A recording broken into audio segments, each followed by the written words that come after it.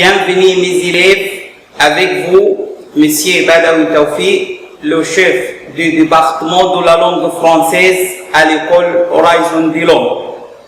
Aujourd'hui, on va expliquer les articles. Les articles. Inch'Allah النهارده هنشرح درس اسمه les articles يعني الأدوات. Les articles en français et article indéfini et article défini. عندنا الأدوات في اللغة الفرنسية بتنقسم إلى قسمين.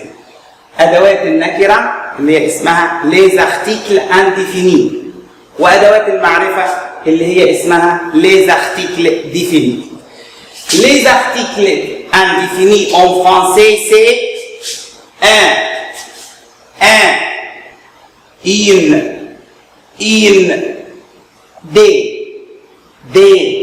عندنا أدوات النكرة في اللغة الفرنسية ثلاثة: un, une, des. chaque article كل أداة لها استخدام معين مع النوع مع الاسم. L'article 1 devant un nom singulier masculin. بنستخدم أداة النكرة un أمام الاسم المفرد المذكر. Comme par exemple un garçon, un garçon, un livre, un ami. بعض الأمثلة لأداة النكرة un اللي بتيجي قدام الاسم المفرد المذكر زي كلمة un garçon برافو يعني ولد. un livre يعني كتاب. un ami يعني صديق. l'article in أداة النكرة in on utilise l'article in devant un nom singulier féminin. تمام، بنستخدم أداة النكرة in أمام الاسم المفرد المؤنث. par exemple une gomme, une règle, une ami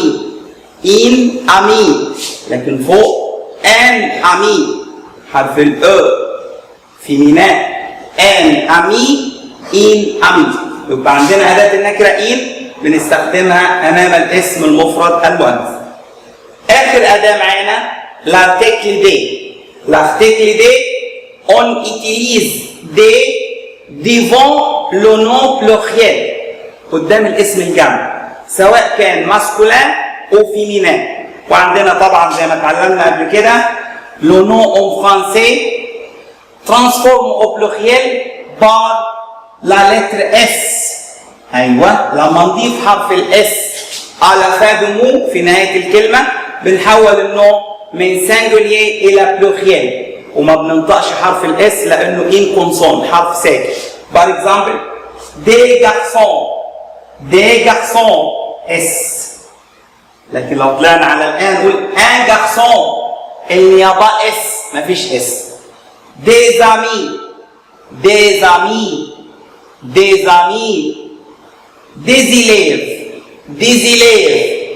élèves. يبقى الارتكل دي بنضعها امام الاسم الجمع اللي بيبقى غالبا ينتهي بحرف الاس.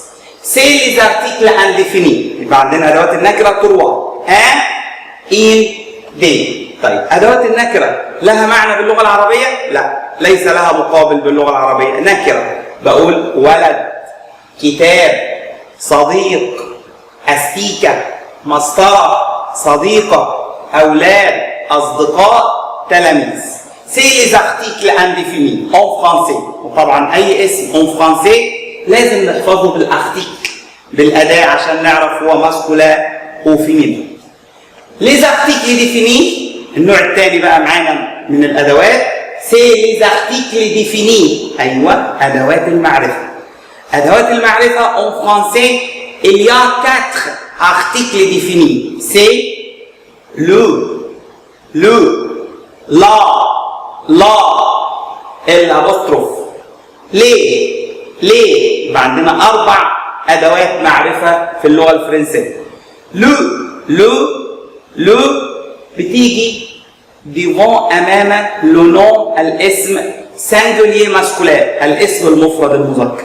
كوم لو جارسون يعني معنى كده ان لو شبه بس الاختلاف ما بينهم في المعنى، لان الارتيكل ديفيني اون فرانسي ادوات المعرفه في اللغه الفرنسيه لها معنى باللغه العربيه غير ادوات النكره. معناها ايه؟ معناها ال.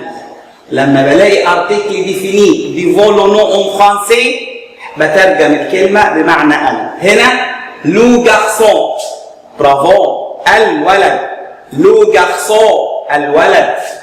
لا on utilise la devant le nom singulier féminin مع الاسم المفرد المؤنث. ايوه برافو، لا شبه ان مع الاسم المفرد المؤنث، بس الاختلاف طبعا في المعنى. Par exemple la gomme, la règle, la copine, la trousse. عندنا اكزامبل كتير جدا. نمرو 3 l'article الابوستروف. الابوستروف مشتقه من لو ولا، يعني الابوستروف دي جايه من لو ولا.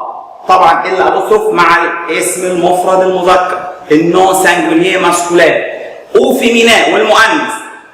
طب امتى بستخدمها مع الاسم المفرد المذكر والاسم المفرد المؤنث؟ شرط اساسي ان يكون الاسم كومونس بار ان فويل، يبدا بحرف متحرك مثل حرف الأ، اي، او، اي، ايغريك، اش. لما الاقي الاسم en français commence par une voyelle comme A, E, I, O, I, Y, H, on met l'article L apostrophe. comme l'école. ممكن احط L apostrophe مع ami, l'ami. l'école يعني the school المدرسة. le dernier article الأداة الأخيرة معانا في الارتيكل ديفيني اون فرانسي سي لي. برافو، لي كوم دي، بس طبعا لي معناها ال. اون يوتيليز لارتيكل دي ديفون لو نون بلوخيال مع الاسم الجمع ماسكولا او فيمينان. وطبعا كلنا عارفين برافو اسم الجمع اون مي لا لتر اس على فادمو نضع حرف الاس في نهايه الكلمه. يبقى عرفنا les articles définis اللي هي ادوات المعرفه en français il y a 4 articles définis le, la, l'apostrophe les. le devant le nom singulier masculin اسم المفرد المذكر comme le garçon الولد. la on utilise la devant le nom singulier féminin الاسم المفرد المؤنث comme la gomme الاستيكه. اما الابوستروف on utilise الابوستروف devant le nom masculin ou féminin مذكر او مؤنث، بس لازم commence يبدا par une voyelle حرف متحرك comme A, E, I, O, I, Y, H. يعني الاسم لما يبدا بحرف فويل متحرك بنضع امامه الابوستروف comme l'école. برافو. l'ami الصديق المدرسه. لو ديرني ارتيكل عندنا بقى اخر اداه définir معرفة en français c'est les comme des. bravo. les on utilise les devant le nom pluriel مع الاسم الجمع. وبنجمع الاسم ازاي؟ برافو. نضع la lettre S à la fin du mot comme les stylos, les élèves, les amis. avec vous Monsieur Badawi Tawfiq. merci, au revoir.